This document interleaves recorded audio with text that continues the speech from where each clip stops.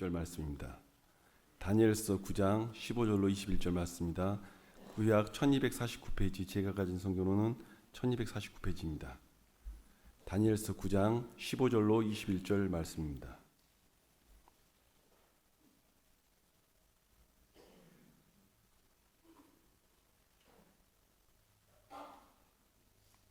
다 찾으신 듯한데요. 제가 먼저 읽고 함께 교독하겠습니다. 강한 손으로 주의 백성을 애굽 땅에서 인도하여 내시고 오늘과 같이 명성을 얻으신 우리 주 하나님이여, 우리는 범죄하였고 악을 행하였나이다.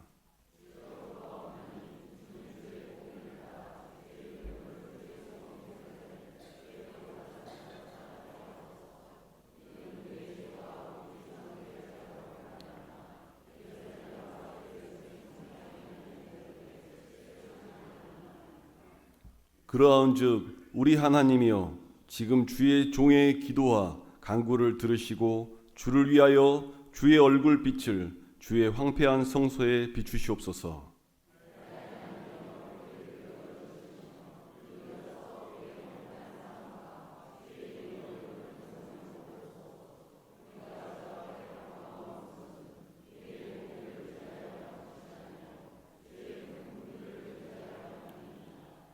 주여 들으소서, 주여 용서하소서, 주여 귀를 기울이시고 행하소서. 지체하지 마옵소서. 나의 하나님이여, 주 자신을 위하여 하시옵소서. 이는 주의 성과 주의 백성이 주의 이름으로 일컫는 바 됨이니이다.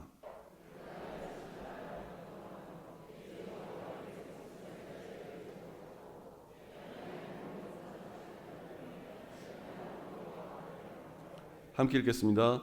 곧 내가 기도할 때에 이전에 환상 중에 본 그 사람 가브리엘이 빨리 날아서 저녁 제사를 드릴 때 즈음에 내게 이르더니. 우리 한 번 더 기도하고 말씀 듣겠습니다.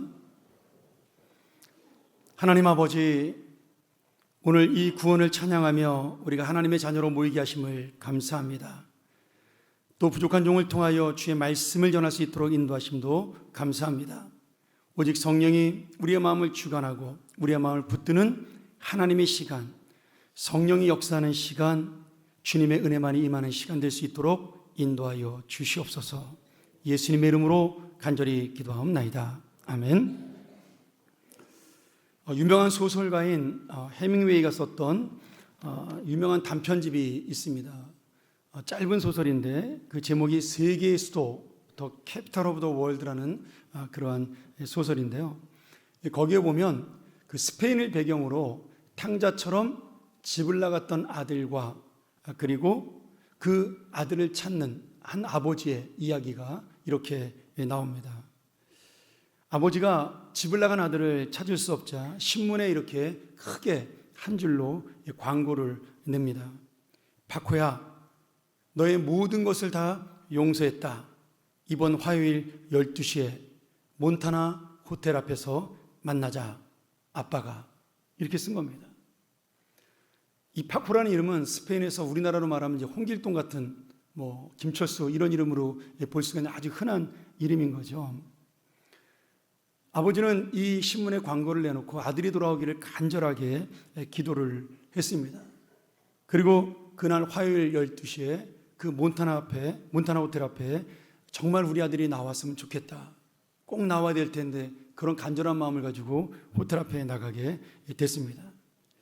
그런데 이 아버지가 호텔 앞에 가자 너무나 놀라운 광경이 그곳에서 벌어지게 된 겁니다. 그 호텔 앞에는 파코라는 이름을 가진 800명의 청년이 모여서 아버지를 기다리고 있었습니다. 물론 이것이 소설이기 때문에 사실은 아니겠지만 이 스페인의 어려웠던 경제 시절에 집을 나갔던 그 자녀들이 아버지께로 돌아오고자 하는 마음, 그 마음, 다시 말하면 내가 어긋난 길로 갈지라도 다시 한번 위로와 소망 가운데 나오고자 하는 마음들이 누구에게나 있다는 사실을 이 소설 속에서 보여주고 있는 거죠.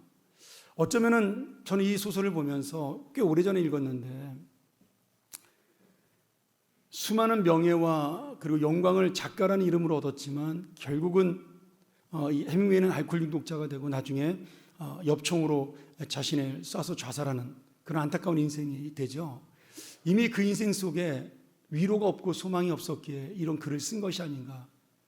그래서 지금 수많은 800명의 파코가 위로를 받기를 원하고 있다는 그런 글을 남긴 것이 아닌가라는 생각이 들었습니다. 오늘 여러분, 우리가 나눌 이 다니엘의 기도도 바로 하나님께서 우리에게 주실 진정한 위로와 소망을 받을 수 있는, 또 그걸 기대하는 말씀입니다. 다니엘은 우리가 아는 대로 청년 시절에 포로로 잡혀갔죠. 청년도 아니죠. 소년 시절에 이 포로로 잡혀가 우리가 보통 추정하기에 BC 605년 그리고 BC 536년까지 약 70년간 바벨론과 페르시아에서 국무총리를 하며 굉장히 큰 영광과 명예를 누렸던 하나님의 선지자였습니다. 당시 다니엘은 페르시아 제국의 총리라는 가장 높은 위치에 있었고, 그가 섬겼던 왕만 해도 바벨론의 두 왕 느부갓네살과 벨사살, 그리고 나라가 페르시아로 바뀌면서 다리오 왕과 고레스 왕, 이렇게 네 명이나 섬길 정도로 이 세상에서 인정받았던 그러한 위대한 정치가며 지도자였죠. 하지만 이 다니엘은 오늘 말씀에 보면 자신의 안락하고 편안한 현실의 삶보다 하나님의 말씀이 주는 소망, 그리고 하나님이 정말 우리에게 원하시는 회복의 은혜를 누리고자 오늘 기도를 하는 장면이 나오게 됩니다. 다니엘은 우리가 잘 아는 대로 위대한 정치가로 우리에게 남아있는 것보다는 위대한 성도로, 또 하나님 앞에 생명을 무릅쓰고 믿음을 지킨 위대한 기도의 사람으로 남아있는 그러한 하나님의 사람이죠. 어느 날 다니엘은 평소 때처럼 하나님의 말씀을 읽고 기도하는데 그 말씀 속에 놀라운 이야기를 발견하게 됩니다.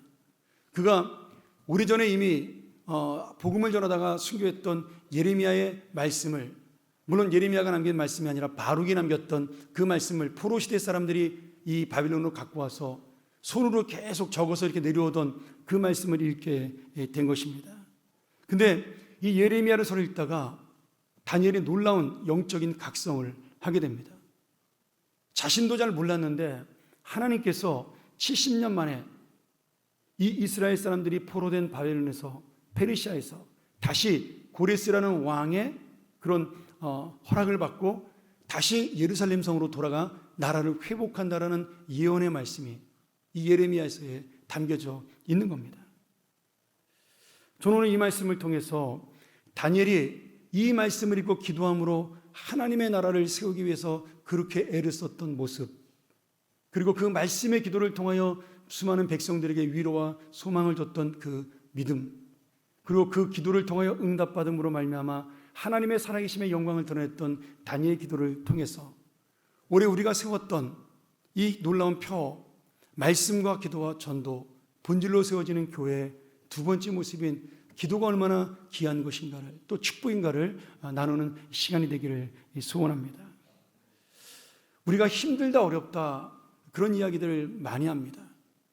어떤 사람은 외롭다라는 사람도 있고요, 또 고독하다라는 사람도 있습니다.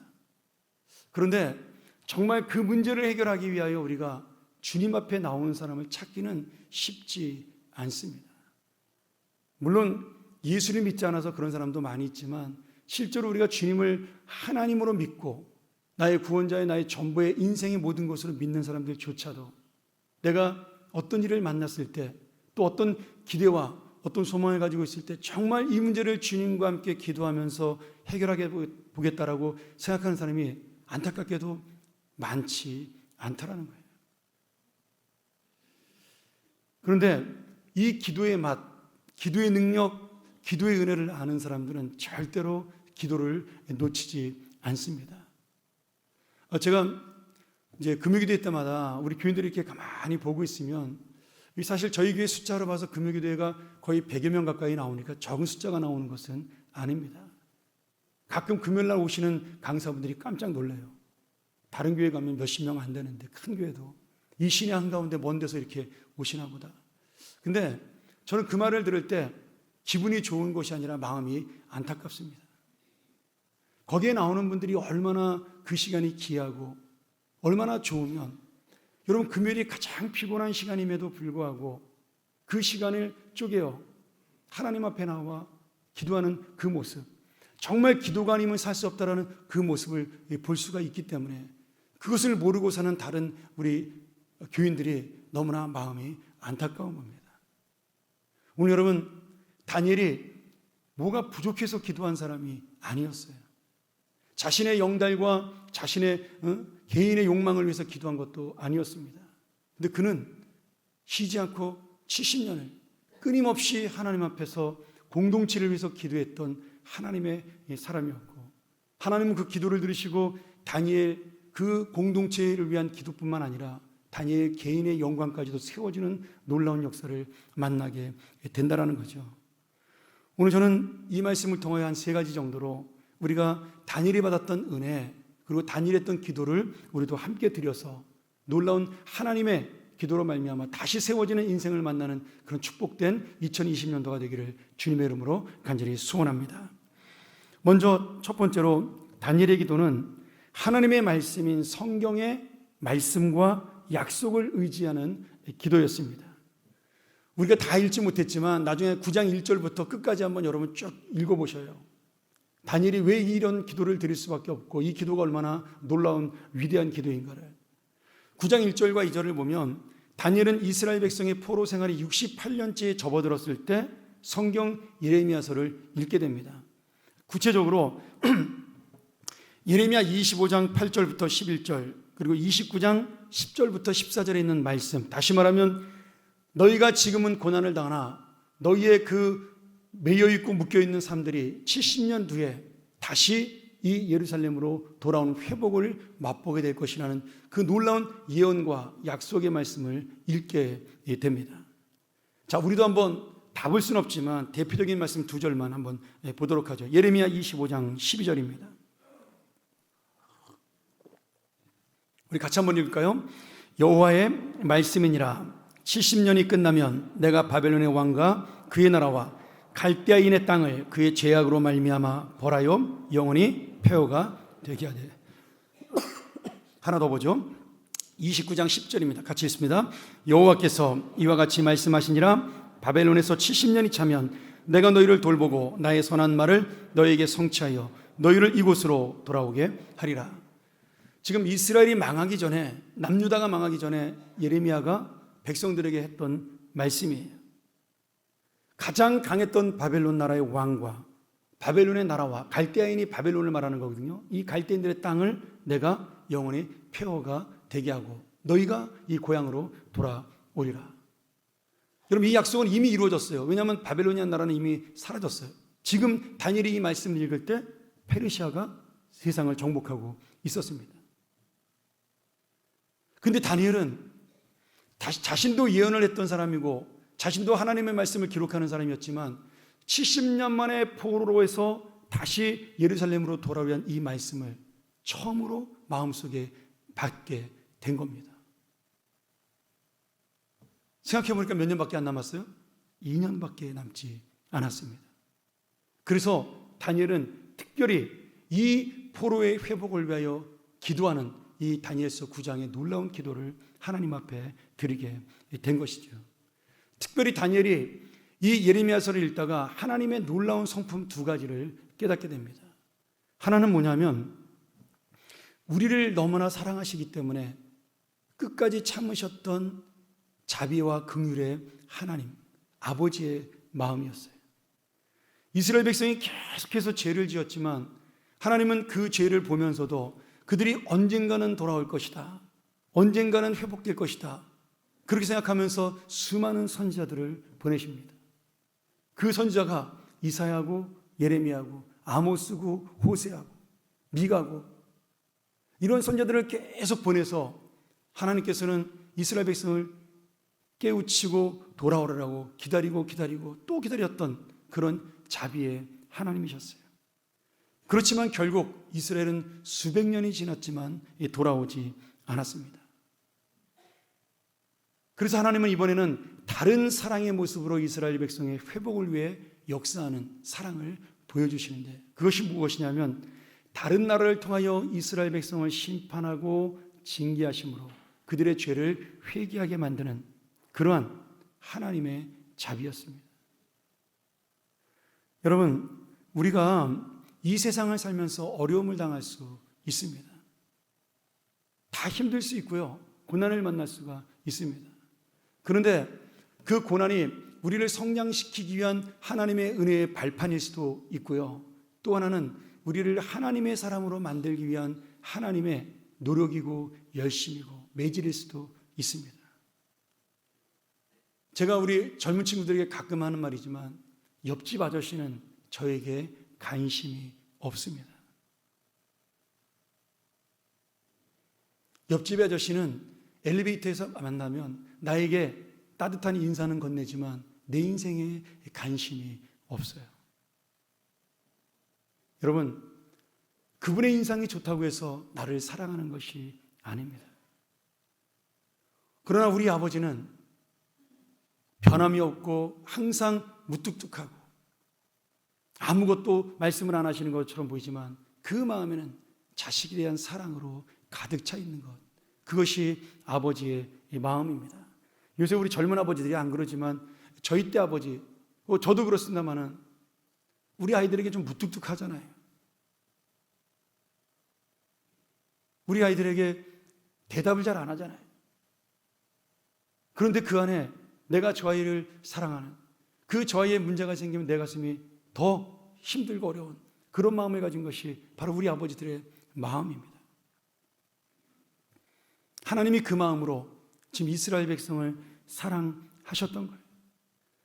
옆집 아저씨가 아니고 진정한 우리 아버지가 되시기에 내가 어긋난 길로 갈 때 나를 때려서라도 바른 길로 가게 하시는 것이, 그 아들이 아프다고 울부짖고 왜 나한테 이러냐고 화를 내고 반항을 해도 그 아들을 바로잡을 수 있도록 매를 드시는 것이 아버지의 사랑입니다. 오늘 여러분, 하나님께서는 이스라엘 백성을 징계하시고 벌 주심으로 그들의 인생을 힘들게 함으로 오히려 그들을 버리지 않고 내가 영원히 함께 하겠다는 약속을 보여주신 겁니다. 아버지니까 오늘 다니엘이 그 하나님의 마음을 깨닫게 된 겁니다.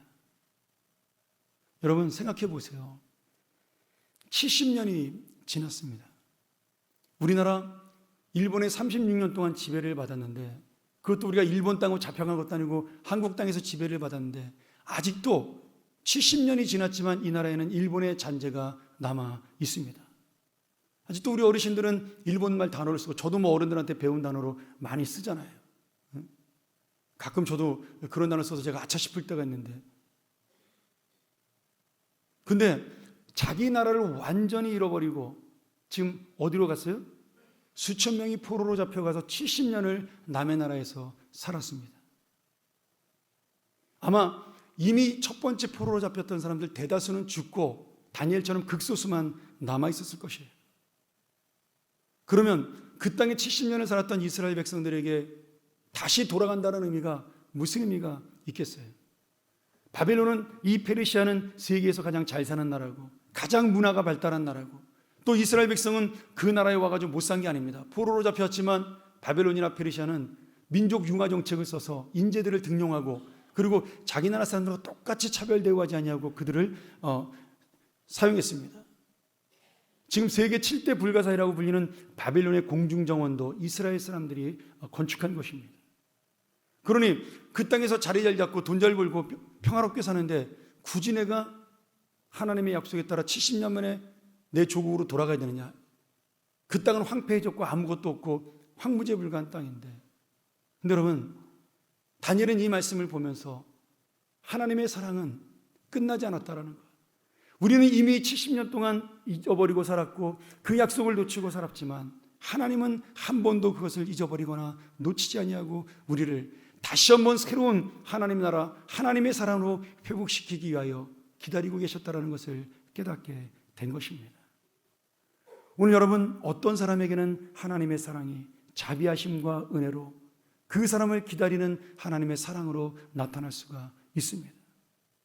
그러나 어떤 분에게는 고난과 역경으로 그 사랑이 나타날 수가 있어요.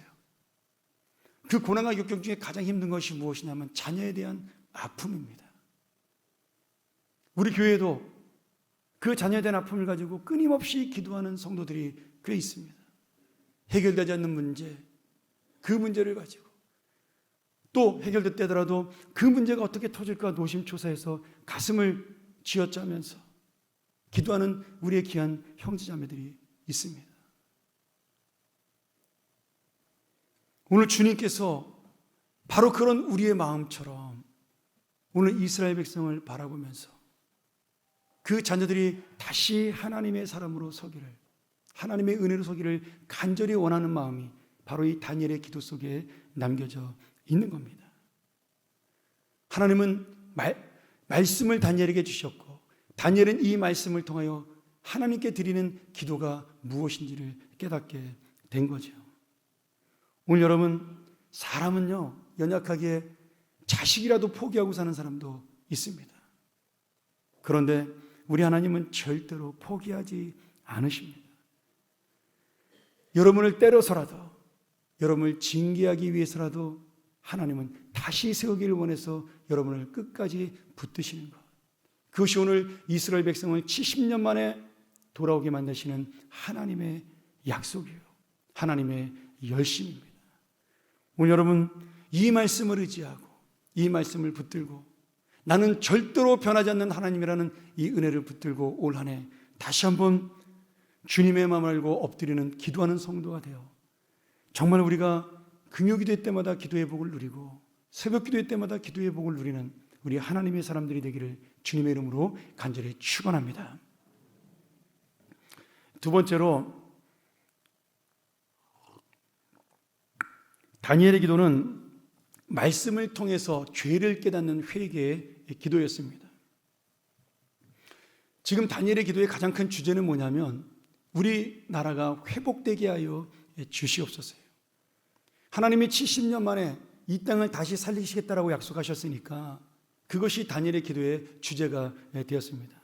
그런데 다니엘은 이 간절한 기도를 드리면서요 먼저 이 나라를 회복하여 달라고 기도하지 않았어요. 다니엘이 먼저 드린 기도는 어떤 기도예요? 자신의 죄와 이스라엘 백성의 모든 죄를 회개하는 참회의 기도였습니다.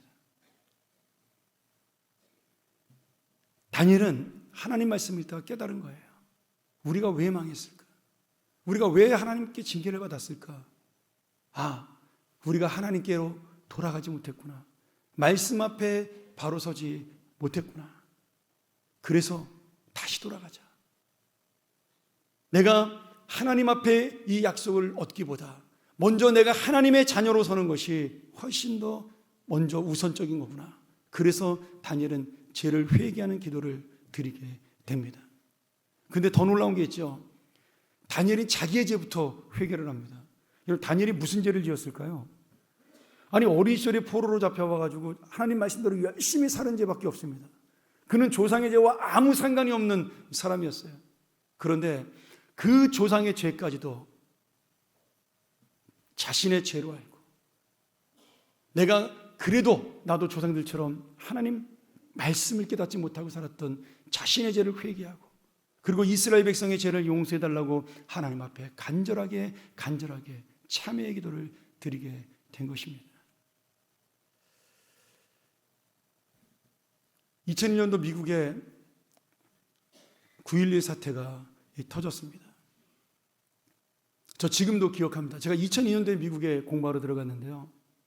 그때 뉴욕을 잠깐 방문한 적이 있었어요.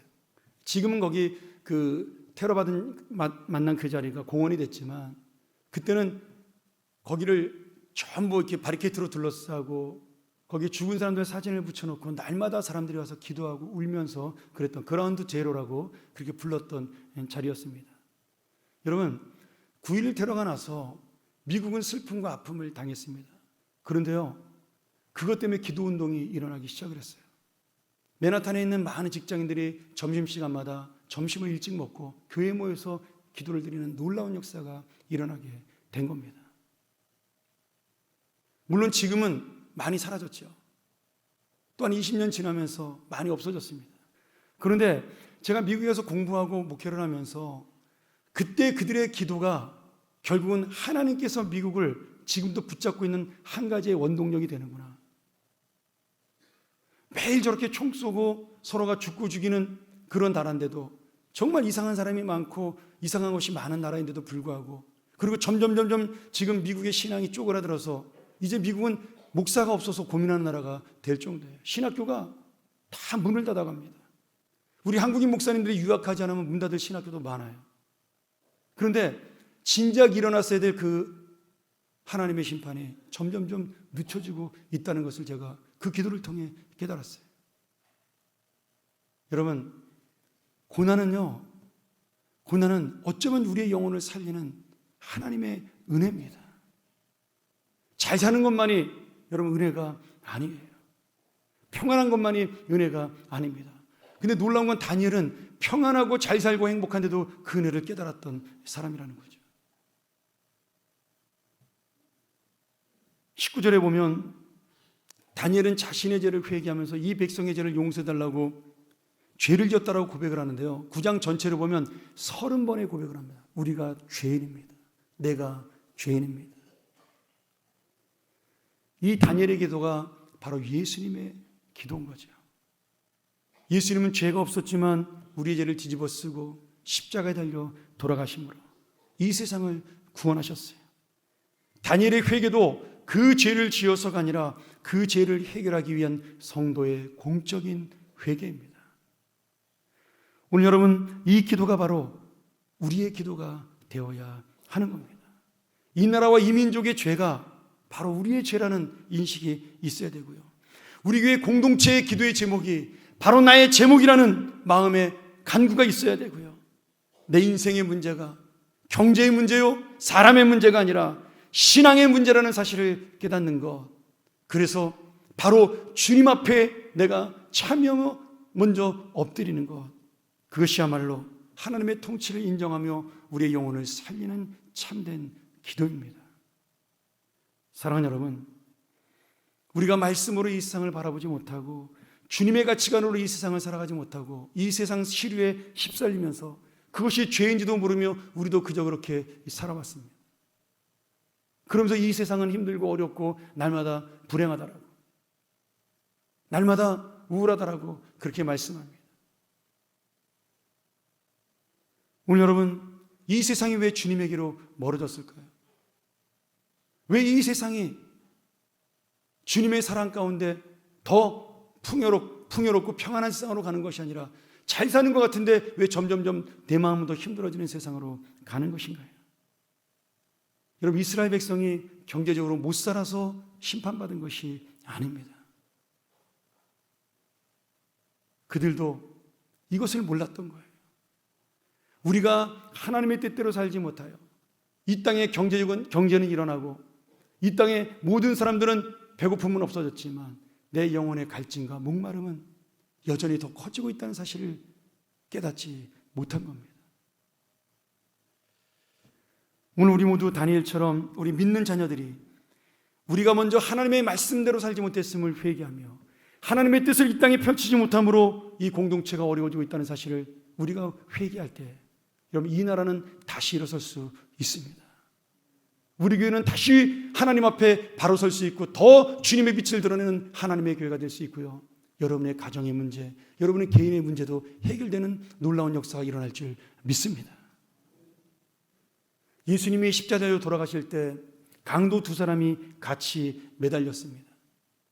그 중에 한 사람은 예수님을 비웃다가 끝까지 원수를 향하여 기도하는 예수님의 모습을 보고 감동을 받고 자신의 죄를 회개하고 고백합니다.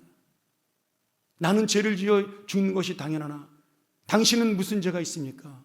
당신은 하나님의 아들입니다. 당신이 다스린 그 낙원에 갈 때 나를 기억해달라고.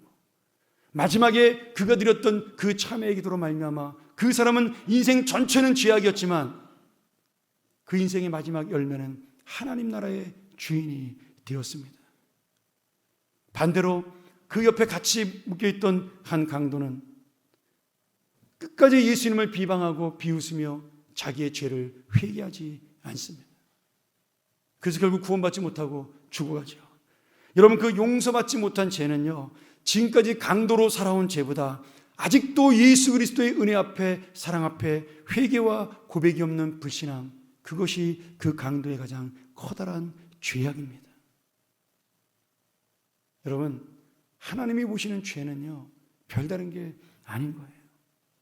하나님을 의지하지 않고 내 마음대로 내 힘대로 살아보겠다는 거, 내 자녀, 정말 내 발끝 안으로 집어넣을 수도 없는 그 아이를 내 마음대로 자주지게 보겠다는 그 욕심, 하나님의 뜻이 아니라 내 뜻대로 이 세상의 꿈을 펼쳐보겠다라는 야망, 하나님은 그것을 불순종이요, 그것을 불신앙이라고, 죄라고 우리에게 말씀하고 있는 거죠. 오늘 우리가 이 세상을 바꿀 수 있고 내 인생을 바꿀 수 있는 분이 누구일까요? 여러분, 이 교회를 바꿀 수 있는 분이 누구일까요? 제가 위대한 목사가 되면 그렇게 될까요? 천만의 말씀입니다. 하나님의 은혜가 임할 때, 하나님의 역사가 임할 때 우리에게 변화와 새 시대는 열리게 되는 겁니다. 오늘 우리 모두 다니엘이 돼야 되겠죠. 이 땅의 다니엘, 이 세상에 힘 있고 권세 있는 사람이 아니라, 다니엘이 총리이기 때문에 그 기도가 능력이 있었던 것이 아니라, 바로 이 나라, 이 교회, 이 가정 공동체의 아픔과 죄를 알고 간구하는 진실한 성도였기에 바로 그가 하나님의 사람이 된 것처럼, 그 기도가 응답이 된 것처럼 우리 모두가 바로 이 시대의 다니엘이 되기를 주의 이름으로 간절히 축원합니다. 한 가지 더 말씀드립니다. 이 세 번째 다니엘의 기도는 주님의 긍휼과 은혜를 의지하여 약속의 응답을 얻는 기도였습니다. 여러분, 바른 기도는요, 반드시 공동체를 하나 되게 하고 하나님의 영광이 그 자리에 드러납니다. 아무리 우리가 올바른 원칙과 뜻을 가지고 바른 생각을 가지고 기도했다 할지라도, 여러분, 그것이 나를 위한 기도고 하나님의 뜻에 맞지 않는 기도는요, 반드시 공동체를 무너뜨려요. 다른 사람의 가슴에 상처를 주고 감정을 남깁니다. 여러분, 그래서 우리의 말이 옳은 기도가 아닙니다. 나의 생각이 옳은 기도가 아니고 내 경험과 지식이 옳은 기도가 아니라 하나님의 긍휼을 의지하는 것, 나도 죄인이라는 그 사실을 깨닫고 엎드려 하나님의 그 약속을, 오직 하나님의 자비를 구하는 것, 그것이 바로 참된 기도가 되는 거죠. 다니엘이 기도를 시작할 때 우리가 21절에 읽었지만, 하나님은 이미 천사 가브리엘을 보내서 그의 중심된 마음을 하시고 그의 기도에 힘을 주시고 응답하시겠다라는 약속을 해 주십니다. 성경을 보면 다니엘이 이 기도의 응답을 받았다라는 대목이 나타나잖아요. 이스라엘 백성의 포로가 끝나고 70년 만에 고향으로 돌아오는 것을 다니엘이 봤다라고 기록되어 있지 않습니다. 어떻게 보면 이 말씀을 보면 정말 다니엘은 그 응답을 보지 못하고 죽은 거죠. 그런데 다니엘은 이 기도를 통하여 이스라엘 민족을 구원하시겠다라는 하나님의 약속을 초월해서 이 세계 전체를 통치하시는 하나님, 그리고 이 세상 모든 사람에게 구원의 역사를 베푸시는 메시아 예수 그리스도의 약속을 그 마음속에 받게 됩니다. 우리 하나님 말씀 한 번 더 볼까요? 다니엘서 9장 23절입니다.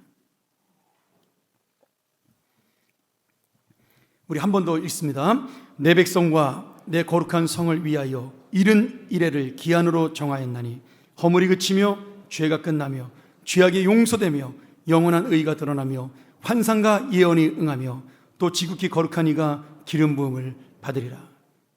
여러분, 이 예언이 복잡해서 자세히 설명할 시간은 없지만 여기 이른 일에 여러 가지 기한이 있습니다만은 하나님의 약속은 반드시 때가 되면 이루어진다는 것이고요. 두 번째는 그 약속의 때의 주인공은 누구냐면 예수 그리스도라는 거예요. 오늘 이 말씀 다시 한번 보셔요. 죄가 끝나야, 죄악이 용서돼야, 영원한 의가 드러나야, 이것이 하나님 나라라는 거예요.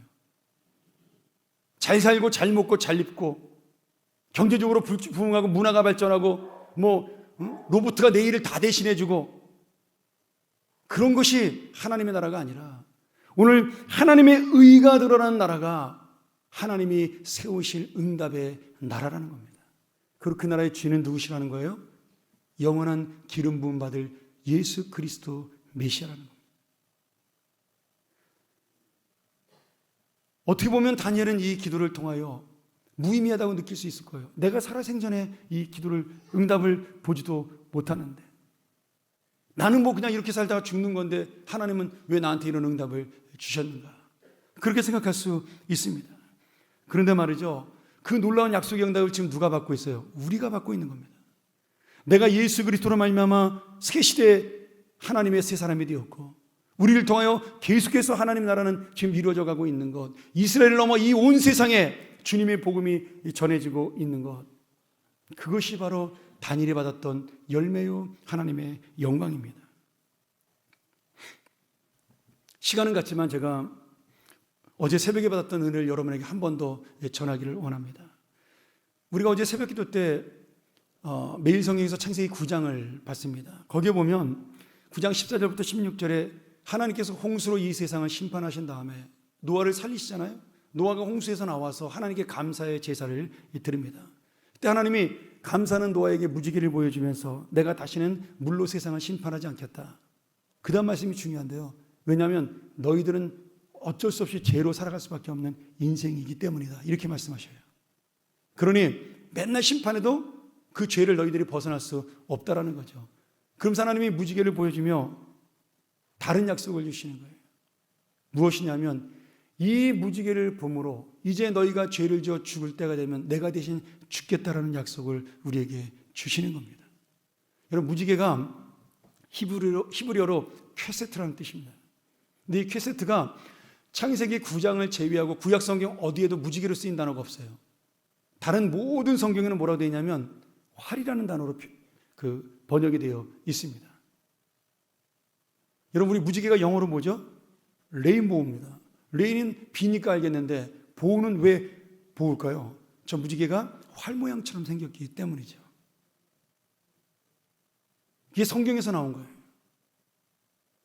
하나님이 지금 무지개의 모양을 이렇게 하늘로 보여주고 있어요. 그러면 이 무지개를 활로 보면 이렇게 쏘면 누구를 향해 쏘는 거죠? 하나님을 향해 쏘는 겁니다. 이제 너희들이 죄를 지면 내가 그 활을 맞고 죽겠다라는 거예요. 여러분, 이게 얼마나 놀라운 말씀인지 모릅니다. 그리고 하나님이 그 지역이 가득 찼을 때 그 화를 대신 맞기에 죽으시기에 누구를 보내셨어요? 예수 그리스도를 보내신 겁니다. 신학자들이요, 이 하나님의 약속을 보고 하나님의 자해라고 해석을 합니다. 하나님의 자기 저주라고 해석을 해요. 하나님은 우리를 살리시기 위해서 자기를 저주하고 죽이시면서까지 우리를 살리시기로 결정을 하셨다라는 거예요. 오늘 여러분, 우리는 언약을 깨트릴 수밖에 없는 사람들입니다. 죄를 지을 수밖에 없는 사람들이에요. 내 능력과 내 힘만 믿고 살아가는 사람들일 수밖에 없습니다. 이 말씀 듣고 밖으로 나가는 순간에 오늘도 나의 욕심은 요동치고 나의 야망은 꿈틀거리고 네 인생의 죄악은 여전히 나를 움직일 것입니다. 그런데 하나님이 그때마다 뭐라고 말씀하셔요? 내가 너를 위해 이미 그 화살을 맞았다라고 말씀하십니다. 여러분, 이제는 그 죄악의 화살을 누가 맞아야 될까요? 예수 그리스도의 은혜를 나는 내가 맞아야 되는 겁니다. 여러분, 무지개가 아름답지만 그 아름다움 속에는 하나님의 피와 눈물이 담겨져 있는 거죠. 우리가 예수를 믿으면서 상처를 받고 힘들 수 있습니다. 여러분, 그때마다 그 상처, 그 희생, 그 모든 것 내가 받는 하나님의 화살이구나. 이제 더 이상 주님이 아니라 내가 그 화살을 맞아야 되겠구나. 애매하게 고난을 당할 수도 있고요, 애매하게 비난을 받을 수도 있습니다. 그때마다 이것이 예수 그리스도가 맞은 화살이구나. 여러분, 우리 모두 화살을 들고 다니는 사람들이라고 생각하셔야 돼요. 나도 누구에게나 화살을 쏠 수 있고요, 나도 언제든지 그 화살을 또한 맞을 수 있는 사람들이라고 생각을 하셔야 됩니다. 그러나 되도록이면 저는 여러분들이 다니엘처럼 아무런 기도가 필요하지 않음에도 불구하고 이 공동체를 기도하는 자신이 화살을 맞는 사람이 되기를 주의 이름으로 소원합니다. 여러분, 우리가 그 화살을 맞을 때 하나님의 나라는 세워집니다. 내가 화살을 쏠 때마다 하나님의 생명들은 사라지고 하나님의 나라는 깨어지고 부서지지만 내가 그 화살을 맞을 때마다 하나님의 생명들은 살아나고 나는 죽고 예수 그리스도의 능력은 살아나는 겁니다. 오늘 여러분, 이 은혜가, 십자가에 죽으신 은혜가 바로 주님을 직접 만나는 기도의 축복이에요. 예수님이 죽을 때 이 휘장이 찢겨지고 가운데가 갈라지며 우리가 마음대로 이제는 성소에 들어갈 수 있는 은혜를 얻었습니다. 어떤 분이 물어보셨어요. 목사님, 왜 우리 교회는 십자가를 앞에 달지 않나요? 여러분, 우리 교단에서 십자가는 그것이 우상이 될까 봐 세우지 않는다는 원칙을 세워서 달지 않았습니다. 근데 그것보다 더 중요한 뜻이 있어요. 진짜 십자가는 어디 있는 거예요? 이미 내 심령 속에. 진짜 십자가는 이미 내 인생 속에, 나의 삶 속에 같이 있는 겁니다. 강단에 십자가 없어도 우리가 가는 길이 바로 십자가의 길이요 예수 그리스도의 은혜의 길이 되기 때문이죠. 오늘 다니엘의 기도가 능력이 있어서 응답받은 것이 아니에요. 우리의 기도가 신령해서 응답받는 것이 아닙니다. 여러분, 착각하지 마세요. 내가 하나님 앞에 내놓을 것이 있기 때문에 하나님이 우리 기도를 들어주신 것이 아니라 그저 처음부터 끝까지 나를 위해서 화살을 맞아주실 만큼 사랑하시는 하나님의 은혜가 있기 때문에 이 기도에 응답이 있는 것입니다. 오늘 우리가 기도할 뿐입니다. 기도만 한다면 그 놀라운 하나님의 은혜는 우리에게 임할 것이죠. 나의 저주와 나의 진노와 나의 분노, 나의 모든 어려움들은 대신 화살을 맞으신 주님이 가져가실 것이요, 나에게는 오직 하나님의 은혜와 구원만이 남을 것입니다. 사랑하는 여러분, 오늘 우리가 드리는 기도의 삶은요, 의무가 아니에요. 축복입니다. 이 놀라운 은혜를 얻는 축복이에요. 그러나 또한 우리의 사명이죠. 나의 기도를 통하여, 다니엘 기도를 통해 많은 백성들이 위로와 소망을 얻은 것처럼 수많은 파코들이 기다리고 있는 그 위로와 소망을 기다리는 파코들에게 우리들이 주는 하나님의 위로와 소망이 되는 것, 바로 그것이 우리의 기도입니다. 오늘 다시 한번 우리의 기도를 통하여 다니엘처럼 나도 응답을 받고 다른 지체들에게 새로운 소망을 주는 기도의 한 해가 되시길 소원합니다. 이 기도의 은혜와 약속을 만나고 공동체와 여러분 한 사람 한 사람의 인생에 응답을 받는 기도의 한 해, 응답의 한 해, 약속의 한 해가 되기를 주님의 이름으로 간절히 축원합니다. 기도하시겠습니다.